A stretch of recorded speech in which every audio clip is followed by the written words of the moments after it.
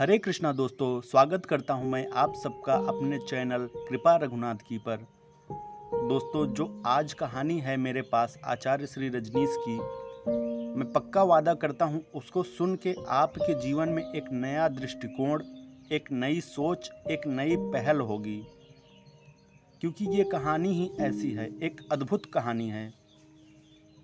उनकी एक पुस्तक जो है संभोग से समाधि की ओर, उस पुस्तक में पेज नंबर 110 पे एक कहानी मिलती है, युवक और यौन। इसे मैं पढ़ना इसलिए ज़रूरी समझता हूँ क्योंकि ये कहानी बहुत इम्पॉर्टेंट है। ये कहानी शायद हम सबको सुननी चाहिए और जाननी चाहिए और इसके बाबत समझनी चाहिए। बचपन से ही हमें कुछ चीज़ों को निगेटिविटी की तरह सिखाया जाता है और वही चीज़ें जीवन भर हमारे दिमाग मस्तिष्क में गूंजती रहती हैं। चाहे हमारे साधु सन्यासी हों, चाहे सामान्य आदमी हो, कोई भी इस निगेटिविटी के कारण ही उससे मुक्त नहीं हो सका। तो ज़्यादा टाइम ना लेते हुए आइए कहानी शुरू करते हैं। एक बहुत अद्भुत व्यक्ति हुआ है। उस व्यक्ति का नाम था नसरुद्दीन। एक मुसलमान फकीर था। एक दिन सांझ अपने घर से बाहर निकला था कि किन्हीं मित्रों के मिलने के लिए द्वार पर ही बचपन का बिछड़ा हुआ एक साथी घोड़े पर से उतरा। 20 वर्षों बाद वह उसे मित्र मिला था। गली वे दोनों मिल गए, लेकिन नसरुद्दीन ने कहा कि तुम ठहरो घड़ी भर, मैं किन्हीं को वचन दिया हूँ, उनसे मिलकर अभी लौट आता हूँ। दुर्भाग्य कि वर्षों बाद तुम मिले हो और मुझे अभी घर से जाना पड़ेगा, लेकिन मैं जल्दी ही लौट आऊँगा। उस मित्र ने कहा, तुम्हें छोड़ने का मेरा मन नहीं। वर्षों बाद हम मिले हैं, उचित होगा कि मैं भी तुम्हारे साथ चलूं। रास्ते में तुम्हें देखूंगा भी, तुमसे बात भी कर लूंगा, लेकिन कपड़े मेरे सब धूल से भरे हैं। अच्छा होगा अगर तुम्हारे पास दूसरे कपड़े हों तो मुझे दे दो। फकीर ने एक कपड़े की जोड़ी बादशाह ने उसे भेंट की थी। सुंदर कोट था, पगड़ी थी, जूते थे। वह अपने मित्र के लिए निकाल लाया। उसने उसे कभी पहना नहीं था। सोचा था कभी जरूरत पड़ेगी तो पहनूंगा। फिर फकीर था, वे कपड़े बादशाही थे, हिम्मत भी उसकी पहनने की पड़ी नहीं थी। मित्र ने जल्दी वे कपड़े पहन लिए। जब मित्र कपड़े पहन रहा था तब नसरुद्दीन को लगा यह तो भूल हो गई। इतने सुंदर कपड़े पहनकर वह मित्र तो एक सम्राट मालूम पड़ने लगा और नसरुद्दीन उसके सामने एक फकीर, एक भिखारी मालूम पड़ने लगा। रास्ते पर लोग मित्र की तरफ ही देखेंगे जिसके कपड़े अच्छे थे। लोग तो सिर्फ कपड़ों की तरफ ही देखते हैं और तो कुछ दिखाई नहीं पड़ता। जिनके घर ले जाऊंगा वे भी मित्र को ही देखेंगे, क्योंकि हमारे आंखें इतनी अंधी हैं कि सिवाय कपड़ों के और कुछ भी नहीं देखती। उसके मन में बहुत पीड़ा होने लगी कि ये कपड़े पहनाकर मैंने भूल कर ली है।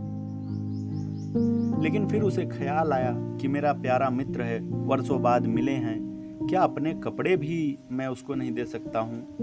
क्या इतना नीच, इतनी क्षुद्र मेरी वृत्ति है? क्या रखा है कपड़ों में? समझाता हुआ वह अपने को ले चला, लेकिन रास्ते पर सारी नजरें उसके मित्र के कपड़ों पर अटक गई थी। रास्ते पर जिसने भी देखा वही गौर से देखने लगा। वह मित्र बड़ा सुंदर मालूम पड़ रहा था। जब भी कोई उसके मित्र को देखता उसके मन में चोट लगती कि कपड़े मेरे हैं और देखा मित्र को जा रहा है। फिर अपने मन को समझाता कि कपड़े क्या किसी के होते हैं? मैं तो शरीर तक को अपना नहीं मानता, तो कपड़े को अपना क्या मानना? इसमें क्या हर्जा हो गया? समझाता बुझाता अपने को उस घर पहुंचा। भीतर जाकर जैसे ही अंदर गया, परिवार के लोगों की नजरें उसके मित्र के कपड़ों पर अटक गई। फिर उसे चोट लगी, ईर्ष्या मालूम हुई। मेरे ही कपड़े हैं और मैं ही अपने कपड़ों के कारण दीनहीन हो गया हूँ, बड़ी भूल हो गई। फिर अपने को समझाया, फिर अपने मन को दबाया, फिर मित्र का परिचय दिया। घर के लोग पूछने लगे, कौन है ये? कहा, मेरे मित्र हैं बचपन के, बहुत अद्भुत व्यक्ति हैं, जमाल इनका नाम है। रह गए कपड़े सो कपड़े मेरे हैं। घर के लोग तो बहुत हैरान हुए, मित्र भी हैरान हुआ, नसरुद्दीन भी कहकर हैरान हुआ। सोचा भी नहीं था कि ये शब्द मुंह से निकल जाएंगे। लेकिन जो दबाया था वह निकल जाता है, जो दबाओ वह निकलता है, जो सप्रेस करो वह प्रकट होगा। इसलिए भूल कर गलत चीज़ कभी मत दबाना, अन्यथा जीवन सारी गलत चीज़ की अभिव्यक्ति बन जाता है। घबरा गया, बहुत सोचा नहीं था कि निकल जाएगा। मित्र भी बहुत हतप्रभ हो गया। घर के लोग भी सोचने लगे, यह क्या बात कही। बाहर निकलकर मित्र ने कहा कि क्षमा करो, अब मैं तुम्हारे साथ दूसरे घर में नहीं जाऊंगा। यह तुमने क्या बात कही। नसरुद्दीन की आंखों में आंसू आ गए। क्षमा मांगने लगा, कहने लगा, भूल हो गई, जबान पलट गई। जबान कभी भी नहीं पलटती है, ध्यान रखना। जो भीतर दबा हो वह कभी कभी जबान से निकल जाता है। जबान पलटती कभी भी नहीं। क्षमा कर दो, अब ऐसी भूल नहीं होगी। कपड़ों में क्या रखा है, लेकिन कैसे निकल गई यह बात, मैंने कभी सोचा भी नहीं था।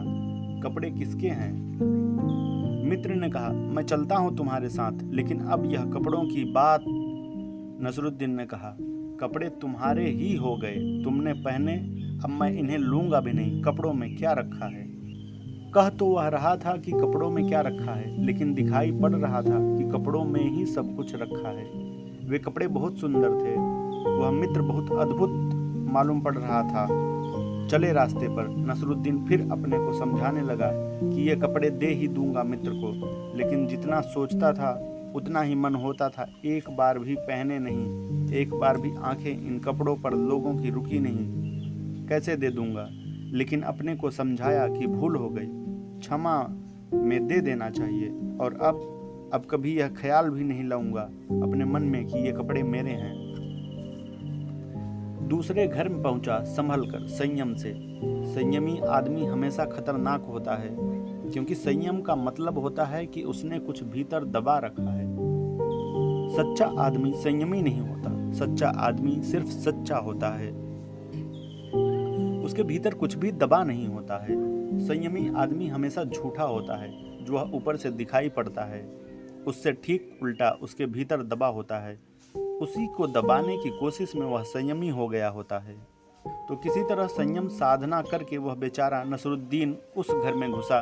दबाए हुए हैं मन में वे कपड़े ही कपड़े, कपड़े ही कपड़े। कह रहा है कि मेरे नहीं हैं, अब तो मित्र के ही हैं। लेकिन जितना यह कह रहा है कि मेरे नहीं हैं, मित्र के ही हैं, उतने ही वे कपड़े और भी मेरे मालूम पड़ रहे हैं। मन को जिस बात के लिए इनकार करो, मन उसी की तरफ दौड़ने लगता है। इनकार करो और मन दौड़ता है। इनकार बुलावा है, मन में न का मतलब हाँ होता है। जिस बात को तुमने कहा नहीं, मन कहेगा हाँ यही। कपड़े मेरे हैं, मन कहने लगा, कौन कहता है कपड़े मेरे नहीं हैं। और नसरुद्दीन की ऊपर की बुद्धि समझाने लगी कि नहीं, कपड़े तो मैंने दे दिए मित्र को। जब वे भीतर गए तब नसरुद्दीन कोई समझ भी नहीं सकता था कि भीतर कपड़ों में लड़ रहा है। घर में जिसके पास ले गए थे पति मौजूद न था, सुंदर पत्नी मौजूद थी। उसकी आंखें एकदम कपड़ों पर अटक गई मित्र के।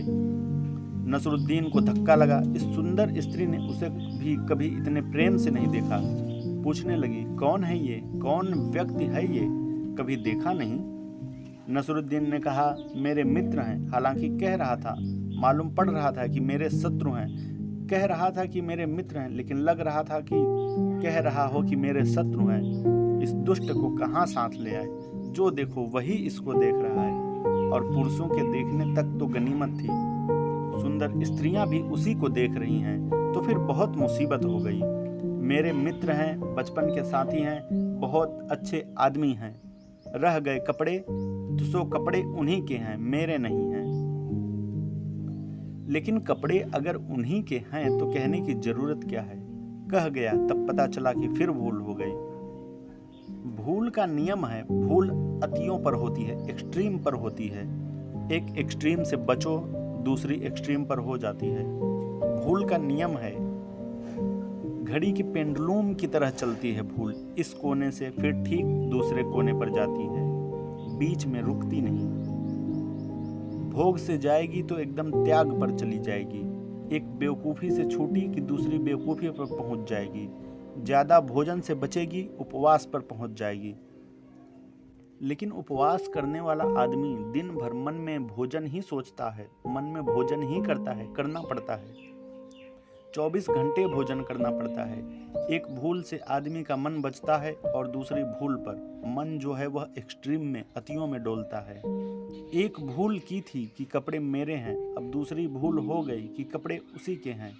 जब कोई इतने जोर से कहे कि कपड़े उसी के हैं तो साफ हो जाता है कि कपड़े उसके नहीं हैं।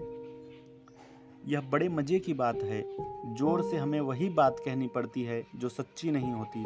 अगर तुम कहो कि मैं बहुत बहादुर आदमी हूँ तो समझ लेना तुम पक्के नंबर 1 के कायर हो।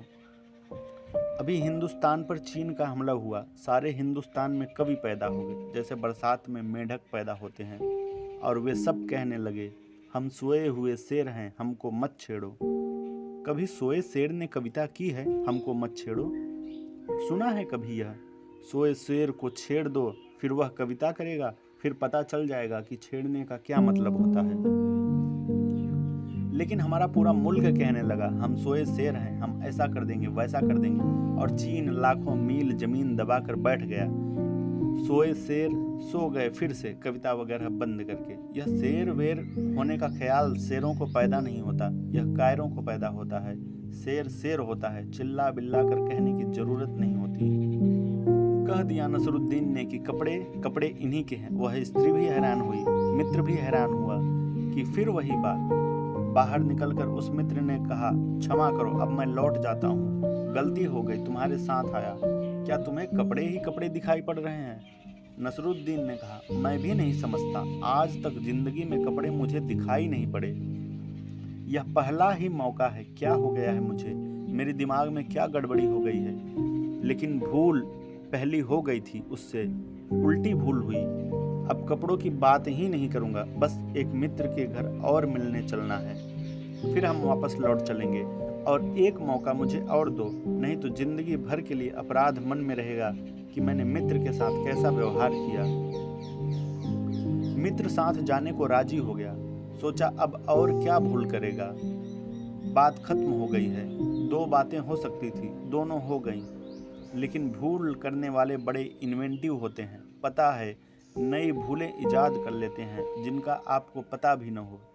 तीसरे मित्र के घर गए। अब की बार तो नसरुद्दीन अपनी छाती को दबाए पकड़े बैठा है कि कुछ भी हो जाए। लेकिन जितने जोर से किसी चीज़ को दबाओ वह उतने जोर से पैदा होनी शुरू हो जाती है। किसी चीज़ को दबाना उसे शक्ति देने का दूसरा नाम है। तो ताकत मिल गई उसे। अब वह दबा रहा है और पूरे वक्त पा रहा है कि मैं कमज़ोर पड़ता जा रहा हूँ और वे कपड़े मजबूत होते जा रहे हैं। कपड़े जैसी चीज़ फिजूल इतनी मजबूत हो सकती है कि नसरुद्दीन जैसा ताकतवर आदमी हारा जा रहा है उसके सामने। जो किसी चीज़ से नहीं हारा था, आज साधारण से कपड़े उसे हराए डालते हैं। वह अपनी पूरी ताकत लगा रहा है। उसे पता भी नहीं है कि पूरी ताकत हम लगाते उसके खिलाफ हैं, जिससे हम भयभीत हो जाते हैं, और जिससे हम भयभीत हो जाते हैं उससे हम हार जाते हैं। उससे हम कभी नहीं जीत सकते। वह जितना भयभीत हो रहा है उतनी ताकत लगा रहा है, वह जितनी ताकत लगा रहा है उतना भयभीत होता जा रहा है, क्योंकि कपड़े छूटते नहीं। पीछे वे चक्कर काट रहे हैं। तीसरे मकान के भीतर घुसा है। वह आदमी होश में नहीं है, वह बेहोश है। उसे न दीवार दिख रही है, न घर के लोग दिखाई पड़ रहे हैं। उसे वह कोट पगड़ी वही दिखाई दे रहा है। मित्र भी खो गया है, बस कपड़े हैं और वह है, और वह लड़ रहा है ऊपर से, किसी को पता नहीं। जिस घर में गया फिर आंखें टिक गई वहीं उसके मित्र के कपड़ों पर। पूछा, कौन है ये? अब वह बुखार में है। अब वह नसरुद्दीन होश में नहीं है। अब वह फीवर में है। दमन करने वाले लोग हमेशा फीवर में जीते हैं, बुखार में जीते हैं, कभी शांत नहीं होते। सप्रेशन जो है वह मेंटल फीवर है, वह मानसिक बुखार है। दबा लिया, अब बुखार पकड़ा हुआ है। हाथ पैर कंप रहे हैं उसके। वह अपने हाथ पैर रोकने की कोशिश कर रहा है, लेकिन जितना रोकने की कोशिश कर रहा है वे उतने कंप रहे हैं। उसने कहा, कौन है ये? अब उसे खुद भी याद नहीं रहा कि कौन है ये। सिर्फ कपड़े हैं, सिर्फ कपड़े हैं, सिर्फ कपड़े, यही मालूम पड़ रहा है। लेकिन कहता है कि नहीं, जैसे बहुत मुश्किल पड़ रहा है उसे याद करना। कहा, मेरे मित्र हैं, नाम है फला फला। रह गए कपड़े, सो कपड़े की बात ही नहीं करनी है। किसी के भी हों, कपड़े की बात ही नहीं उठानी है। यह यह छोटी सी कहानी क्यों मैंने कही। सेक्स की बात नहीं उठानी है और उसकी ही बात 24 घंटे उठती है। नहीं किसी से बात करनी है लेकिन अपने से ही बात चलती है। मत करो दूसरे से तो खुद से ही बात करनी पड़ेगी, और दूसरे से बात करने में राहत भी मिल सकती है। खुद से बात करने में कोई रास्ता नहीं है।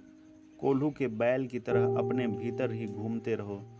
इसका बुनियादी कारण यह है कि सेक्स को आज तक स्वीकार नहीं किया गया, जिससे जीवन का जन्म होता है, जिससे जीवन के बीज फूटते हैं, जिससे जीवन के फूल आते हैं, जिससे जीवन की सारी सुगंध, सारा रंग, जिससे जीवन का सारा नृत्य है, जिसके आधार पर जीवन का पहिया घूमता है, उसको ही स्वीकार नहीं किया गया।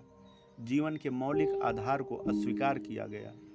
जीवन में जो केंद्रीय था, परमात्मा जिसको सृष्टि का आधार बनाए हुए हैं, चाहे फूल हो, चाहे पक्षी हो, चाहे बीज हो, चाहे पौधे हो, चाहे मनुष्य हो, सेक्स जो है वह जीवन के जन्म का मार्ग है, उसको ही अस्वीकार कर दिया गया। धन्यवाद दोस्तों।